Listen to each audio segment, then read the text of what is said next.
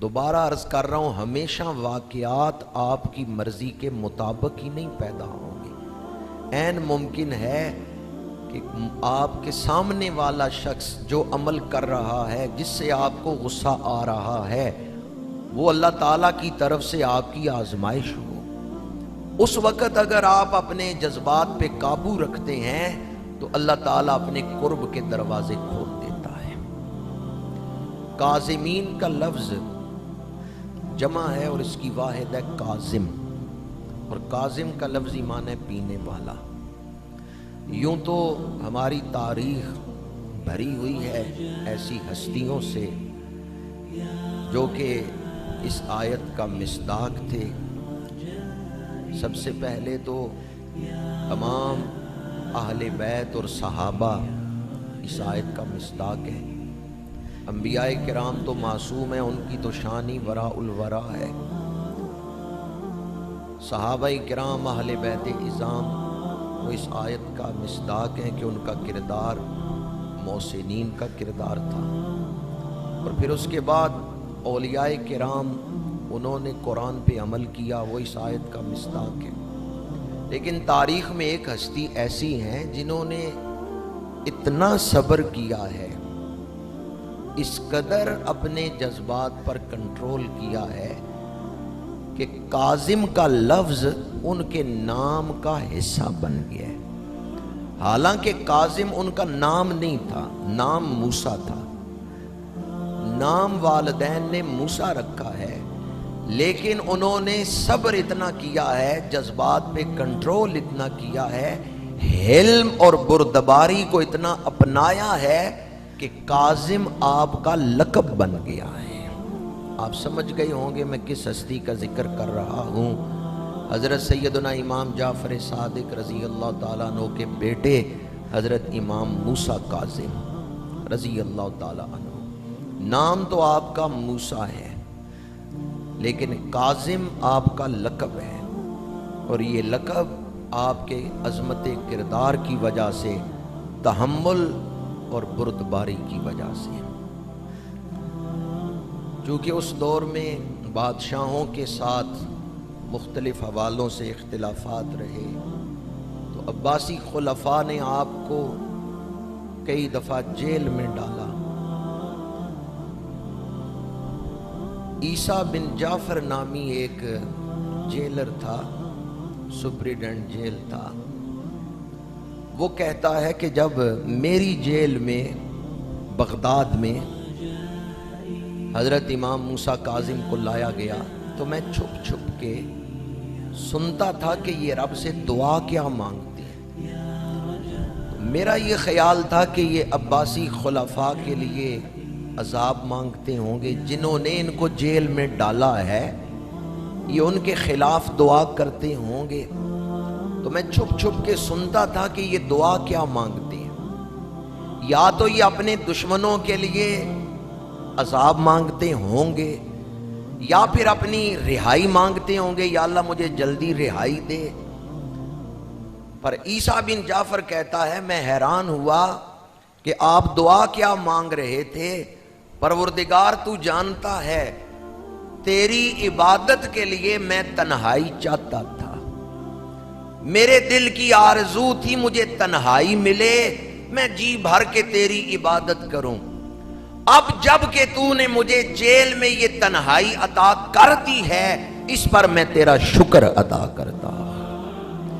عیسیٰ بن جعفر کہتے ہیں میں حیران ہوا کہ انہی کے لیے کاظم کا لقب صادق آتا ہے، نہ دشمنوں کے لیے عذاب مانگ رہے ہیں، نہ اپنے لیے جیل سے رہائی مانگ رہے ہیں، بلکہ اس پر بھی رب کا شکر ادا کر رہے ہیں۔ پروردگار تو جانتا ہے میں تیری عبادت کے لیے تنہائی چاہتا تھا، اب جب کہ تو نے مجھے تنہائی عطا کر دی ہے میں تیرا شکر ادا کرتا۔ یہ ہے حضرت سیدنا امام موسیٰ کاظم رضی اللہ تعالی عنہ کا صبر۔ حضرت امام جعفر صادق کے لخت جگر حضرت موسیٰ کاظم رضی اللہ تعالیٰ عنہ کا بڑا مشہور فرمان ہے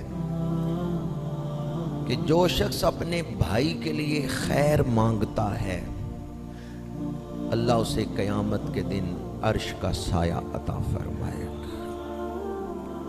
جس کا وجود دوسروں کے لیے خیر کا باعث بن گیا۔ حضرت امام موسیٰ کاظم کا یہ کردار تھا۔ ایک شخص نے آپ کی بے ادبی کی، آپ کو پتہ چلا کہ اس نے میرے خلاف زبان کھولی ہے، تو آپ اس کے باغ میں تشریف لے گئے، اس کا پوچھتے ہوئے۔ وہ باغ میں کام کر رہا تھا، آپ اس کے باغ میں چلے گئے۔ جب اس نے آپ کو دیکھا تو آیا کہ شاید آپ مجھ سے جھگڑنے کے لیے تشریف لائے ہیں، اور آتے ہی پوچھنے لگا کہ آپ کو پتہ چل گیا ہوگا میں نے کیا کہا ہے، اور اس کا گلہ شکوہ کرنے کے لیے آپ آئے ہوں گے۔ آپ نے فرمایا نہیں، میں اس لیے نہیں آیا، میں تو یہ پوچھنے آیا ہوں کہ یہ جو تو کام کر رہا ہے اس میں تو نے خرچ کتنا کیا ہے؟ اس نے کہا 100 درم۔ فرمایا اس سے بچت کتنی ہوگی؟ اس نے کہا 100 پہ مجھے 100 بچ جائے گا، 200 درم۔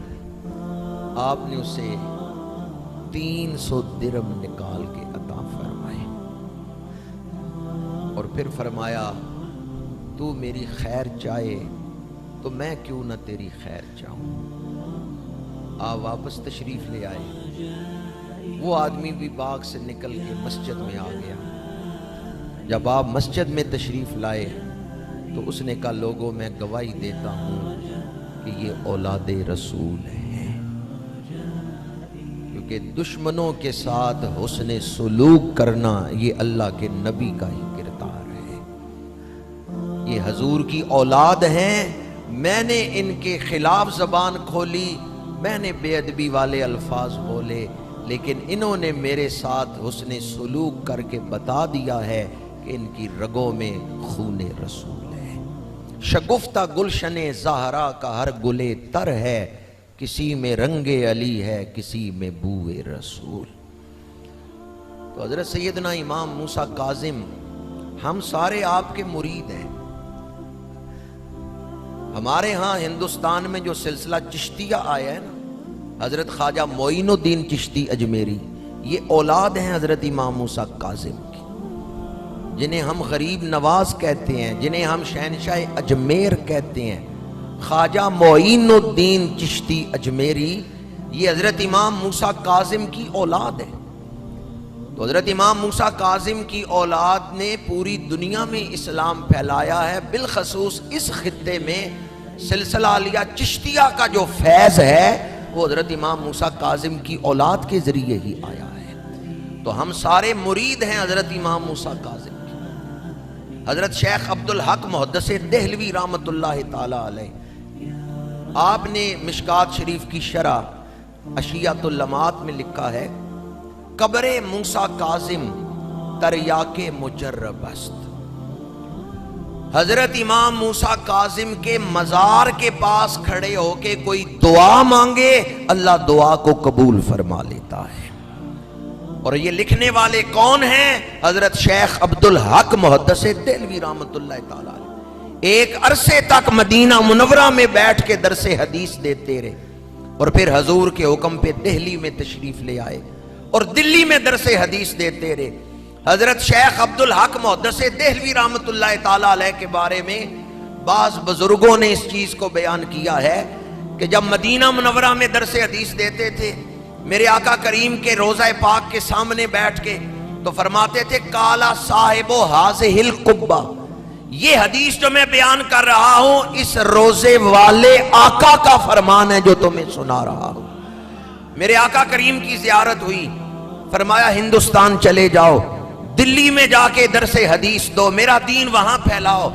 شیخ عبدالحق محدث دہلوی کی آنکھوں میں آنسو آ گئے، یا رسول اللہ یہاں جب پریشان ہوتا ہوں آپ کے روزے کا دیدار کر لیتا ہوں، وہاں تو یہ گنبد نظر نہیں آئے گا، یا رسول اللہ وہاں دل تڑپے گا تو دل کی تسکین کیسے ہوگی؟ میرے آقا نے فرمایا یہاں بےتاب ہوتے ہو تو روزے کو دیکھ لیتے ہو، وہاں جب دل تڑپے گا خود روزے والا تمہارے سامنے آ جائے گا۔